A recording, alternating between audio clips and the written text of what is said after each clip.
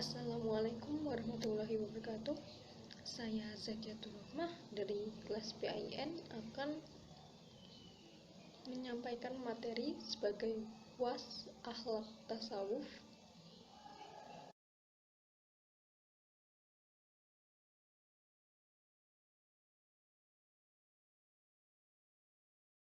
Yang pertama, materi taubat. Taubat yaitu kembali kepada Allah Subhanahu wa taala dengan melepaskan segala ikatan penyimpangan yang pernah dilakukan, kemudian bertekad untuk melaksanakan segala hak-hak Allah Subhanahu wa taala. Maksudnya kembali di sini bukan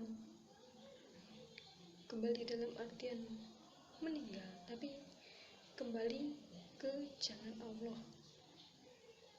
Baiklah, syarat-syarat taubat yaitu yang pertama ikhlas karena Allah semata, kemudian berhenti dan berlepas diri dari perbuatan dosa dan maksiat yang ia lakukan. 3. Menyesali perbuatan dosanya tersebut. 4. Bertekad tidak akan mengulangi perbuatan dosanya tersebut. Selanjutnya, melakukan taubat sesuai waktu diterimanya taubat, yaitu sebelum ruh berada di kerongkongan atau sakaratul maut, atau sebelum matahari terbit dari barat. Maksudnya sebelum menjelang kematian ataupun sebelum kiamat. Yang selanjutnya, meminta keridhaan dan mengembalikan hak jika dosa tersebut ada kaitannya dengan hak orang lain. Misal dosa mencuri, maka jika ingin bertobat wajib untuk meminta keridhaan dari pemilik barang yang dicuri atau mengembalikan barang curian tersebut. Oke.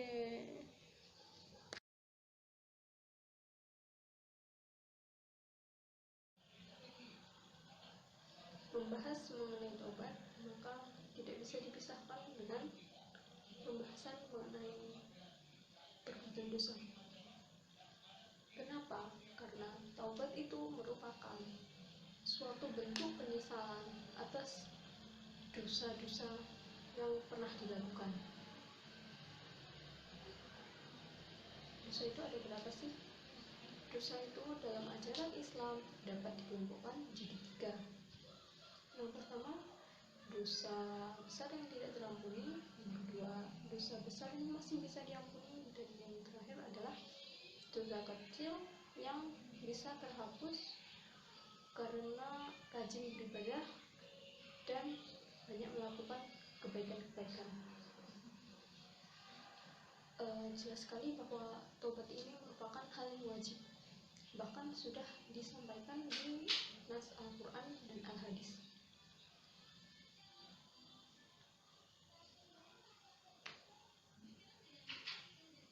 Taubat ini merupakan bentuk penyesalan ya. Jadi penyesalan itu merupakan sebuah taubat.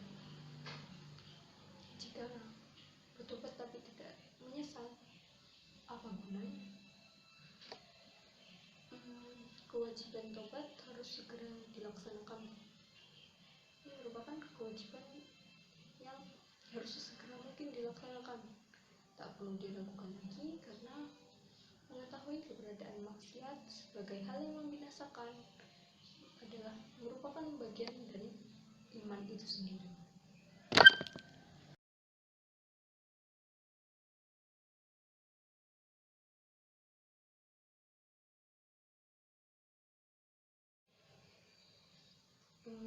Taubat memiliki keutamaan atau fadilah, di antaranya terhapusnya dosa.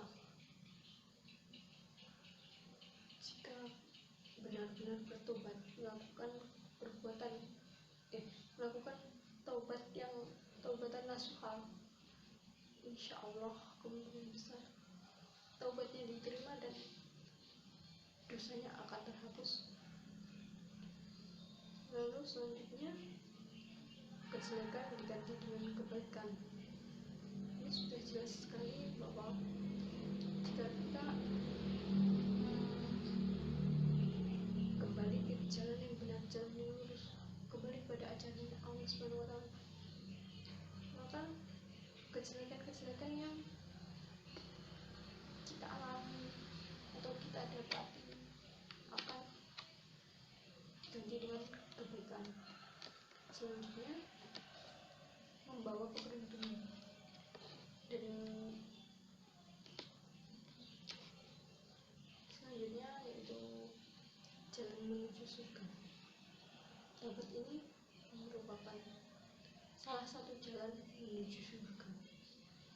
Lalu ada hikmah dari taubat, diantaranya dicintai oleh Allah, terhapusnya dosa-dosa, menjauhkan diri dari lingkungan yang buruk, misal lingkungan seperti banyak orang yang banyak cewek yang merokok gitu, karena itu ya lingkungan yang buruk kan. Lalu selanjutnya mendapat kejayaan di dunia dan akhirat, bukan hanya dunia saja tapi di akhirat juga. Selanjutnya mengubah dosa menjadi kebaikan. Selanjutnya mendapat ganjaran dari Allah Subhanahu wa Ta'ala, lalu membuang kekosongan hati dan mendekatkan diri kepada Allah Subhanahu wa Ta'ala. Dan ini mungkin yang paling penting, mensucikan hati.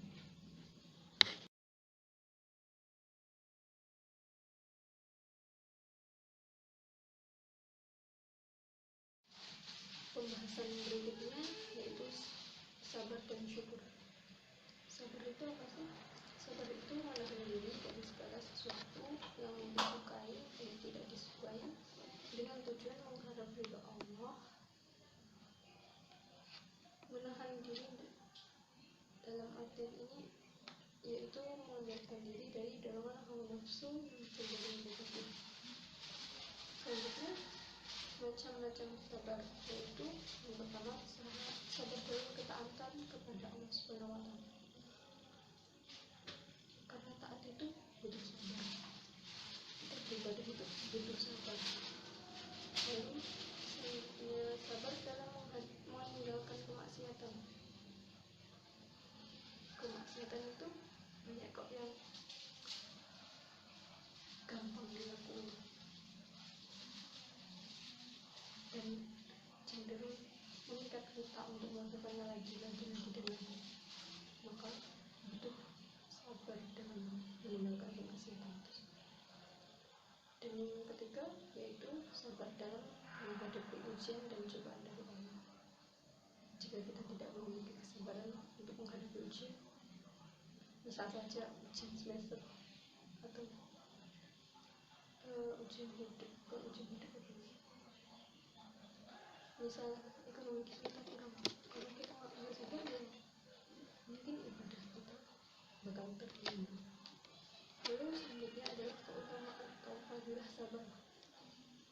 Di antaranya orang yang sabar akan senantiasa bersama-sama dengan Allah Subhanahu wa Ta'ala.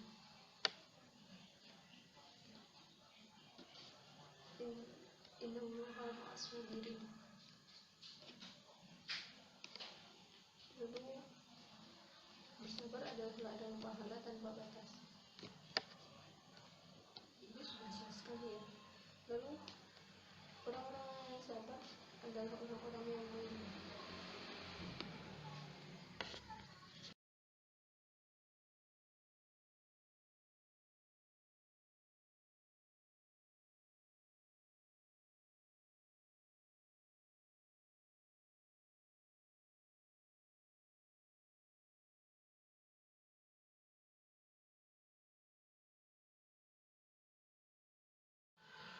Lalu, jika sebelumnya kita sudah membahas sabar, maka sekarang kita akan membahas tentang syukur.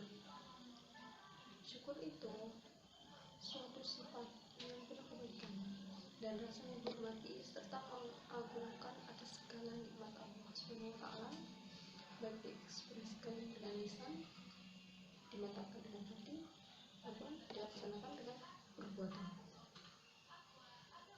Action. Macam syukur yaitu syukur hati, syukur hati ini misal jika kita mendapat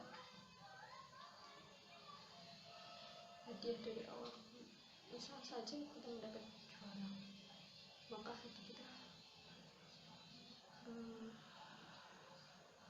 pasti akan bersyukur, berterima kasih kepada pemberi hal tersebut, yaitu Allah SWT. Lalu yang selanjutnya adalah syukur lisan. Syukur lisan itu yaitu kita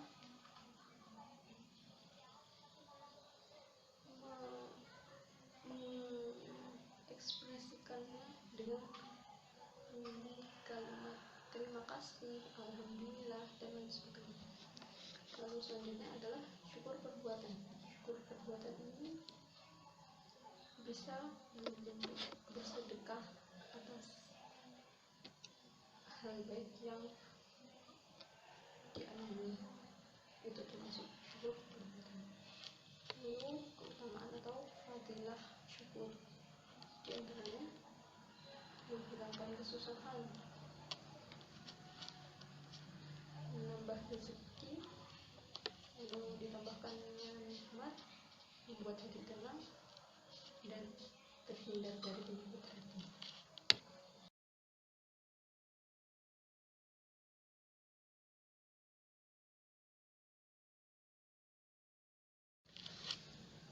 Pembahasan selanjutnya, nafsu. Nafsu atau bisa diartikan dengan jiwa. Nafsu pada dasarnya merupakan salah satu fitrah yang diciptakan Allah SWT dalam diri manusia yang bersifat halus, yang dapat dijadikan sumber dorongan dan kelangsungan hidup manusia. Namun sewaktu-waktu nafsu juga dapat berubah dari dorongan yang baik yang bersifat positif menjadi dorongan yang marah dan sifat-sifat tercela atau negatif. Selanjutnya macam-macam nafsu. Yang pertama, nafsu amarah, yaitu jiwa yang tidak mampu membedakan hal-hal yang baik dengan hal-hal yang buruk.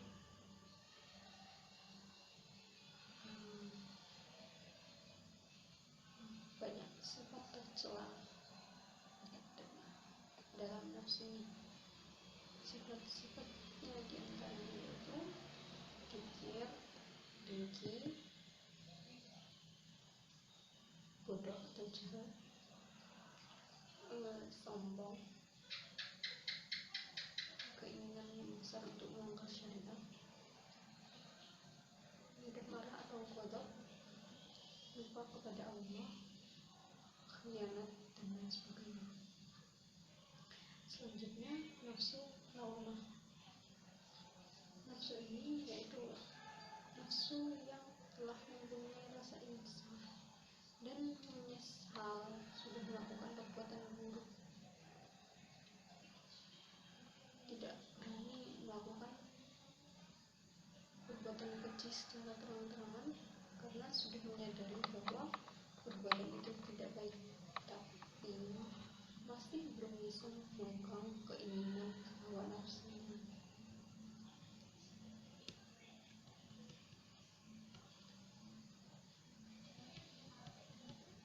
Nafsu ini meskipun sudah sadar akan perbuatan yang buruk, tapi juga memiliki sifat yang jelek seperti suka mencela, menipu, membanggakan diri, menggunjing, riya,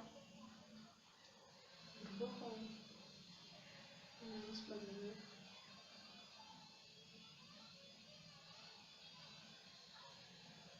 Meskipun begitu, tidak semua nafsu lawamah ini bersifat buruk, ada kalanya juga bersifat baik.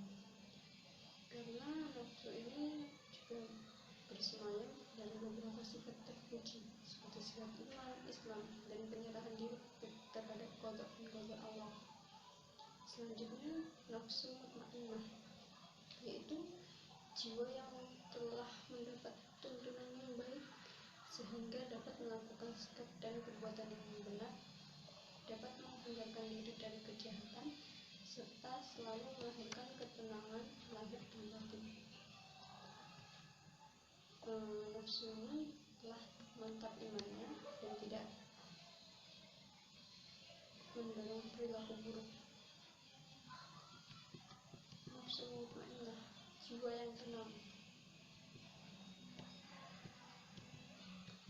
Sifat-sifat terpuji dari nafsu ini yaitu tidak kikir, tawakal, beribadah hanya kepada Allah, memiliki rasa syukur, ridho, dan takut melaksanakan maksiat.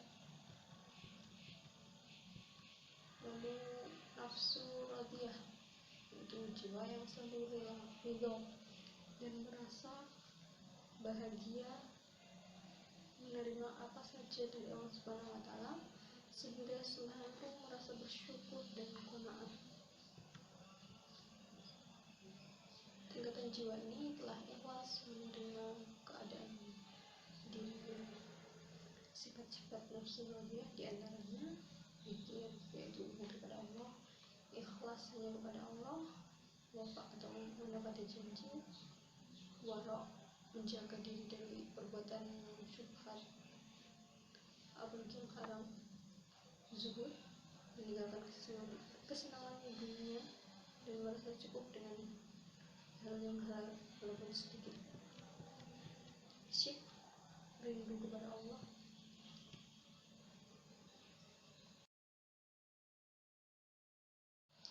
Mungkin cukup sekian video dari saya, kurang lebihnya saya mohon maaf, terutama apabila ada salah-salah kata dari saya. Terima kasih telah menyaksikan. Wassalamualaikum warahmatullahi wabarakatuh.